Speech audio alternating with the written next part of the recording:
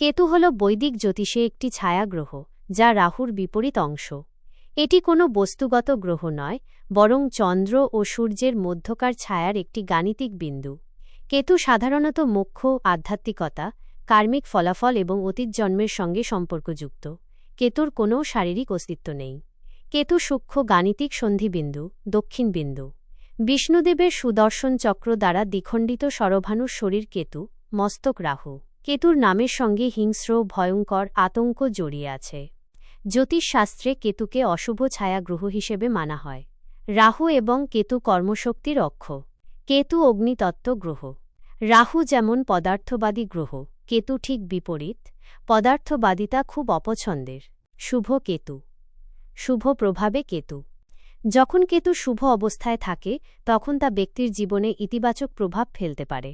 আধ্যাত্মিক উন্নতি, ধ্যান যোগে আগ্রহ, অন্তর্জ্ঞান ও মানসিক শক্তি বৃদ্ধি, অতীন্দ্রিয় জ্ঞান বা অন্তর্দৃষ্টি, গবেষণা, রহস্যবিদ্যা বা গুপ্তবিদ্যায় সাফল্য। কেতুর মহাদশায় আধ্যাত্মিক সফলতা, নির্লিপ্তি এবং আত্ম উন্নতির পথ তৈরি হয়। অশুভ কেতু। অশুভ প্রভাবে কেতু।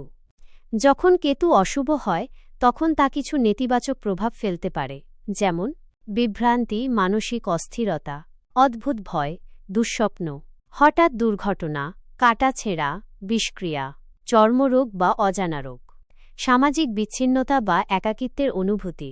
কেতুর শুভ বা অশুভ প্রভাব নির্ভর করে এটি কোন রাশিতে আছে, কোন ঘরে অবস্থান করছে এবং তার উপরে অন্য গ্রহের প্রভাব। যেমন শুভ কেতু যেমন সাফল্যে ভরিয়ে দেয়, অশুভ অবস্থায় আত্মহননও ঘটাতে পারে। কেতু যে শুধু অশুভ গ্রহ তা বলা ঠিক নয়। শুভ কেতু আধ্যাত্মিক গ্রহ, এমনকি কেতু মোক্ষদান পর্যন্ত করতে পারে। কেতুকে বৈদ্যুতিক আলোর সঙ্গে তুলনা করা যায়, অর্থাৎ বৈদ্যুতিক আলো যেমন অন্ধকার দূর করে, তেমনি কেতু আধ্যাত্মিক আলো জ্বালায়। কোষ্ঠীতে দুর্বল কেতু জীবন ছারখার করে দিতে পারে। জন্মছকে শুভ ও অশুভ উভয় যোগই থাকে, কিন্তু শুভ যোগের থেকে অশুভ যোগ বেশি হলে জীবনে নানা সমস্যা দেখা দেয়। জেনে নিন কোষ্ঠীতে কেতুর অশুভ যোগ থাকলে তার থেকে কিভাবে রক্ষা পাবেন। জ্যোতিষশাস্ত্র অনুসারে ছায়াগ্রহ কেতুকে অশুভ বলে মনে করা হয়। কোষ্ঠীতে কেতু দুর্বল স্থানে থাকলে তার অশুভ প্রভাবে জাতকের জীবনে নানা ধরনের সমস্যা দেখা দিতে পারে। কেতুর অশুভ দশা চললে জাতকের জীবনে দুর্যোগ যেন পিছু ছাড়ে না। কেতুর অশুভ প্রভাব আপনার উপর রয়েছে, তা কিভাবে বুঝবেন এবং কোন উপায়ে কেতুর অশুভ প্রভাব থেকে রক্ষা পাবেন। জন্মছকে কেতু দুর্বল হলে মাথার চুল ঝরে যেতে পারে। কেতুর অশুভ প্রভাবে ত্বকেও নানা সংক্রমণ দেখা দেয়। ছায়াগ্রহ কেতু যদি কোষ্ঠীতে অশুভ স্থানে থাকে তাহলে শ্রবণশক্তি কমে যেতে পারে জাতকের, এমনকি পুরোপুরি বধিরও হয়ে যেতে পারেন তিনি। কেতুর অশুভ প্রভাবে কাশির অসুখ মারাত্মক আকার ধারণ করতে পারে।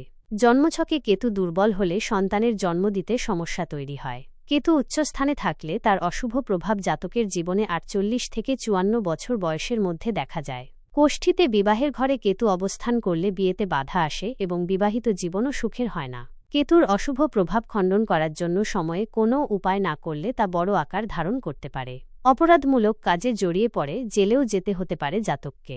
কেতুর অশুভ দশা কাটানোর উপায়। কেতুর অশুভ দশা কাটাতে মা দুর্গা, গণেশ ও বজরংবলীর পুজো করুন। কুকুরকে রুটি খাওয়ালে কেতুর দোষ কেটে যায়। কেতুর অমঙ্গলের প্রভাব এড়াতে কলা পাতায় করে ভৈরবদেবকে ভাত নিবেদন করুন। প্রতিদিন নিজের বাড়িতে পুজোর স্থানে একটি করে গাওয়া ঘি এর প্রদীপ জ্বালান। তিলের লাড্ডু নিবেদন করুন। প্রতি রবিবার কোনো কুমারী মেয়েকে দই ও পায়েস খাওয়ালে কেতুর অশুভ দশা কেটে যায়। প্রতি মাসের ত্রয়োদশী তিথিতে কেতুর নামে উপবাস রাখুন। দরিদ্র নারায়ণ সেবা করান। মাসের কৃষ্ণপক্ষে প্রতিদিন দই, ভাত ও কালো তিল একসঙ্গে মিশিয়ে অশ্বত্থ গাছের নিচে রেখে কেতুকে শান্ত হওয়ার জন্য প্রার্থনা করুন। কেতুর অশুভ দশা দূর করতে কোনো জ্যোতিষবিদের সঙ্গে পরামর্শ করে ক্যাটস আই জেমস্টোন ধারণ করতে পারেন। শনি দেবতার পুজো করলে কেতুর রোষ শান্ত করা সম্ভব হয়। জন্মকুণ্ডলী দেখে কেতু কিভাবে কাজ করছে সেটা বিশ্লেষণ করা যেতে পারে। চাইলে জন্মতারিখ, সময় ও স্থান জানালে বিস্তারিত বিশ্লেষণ করা যেতে পারে।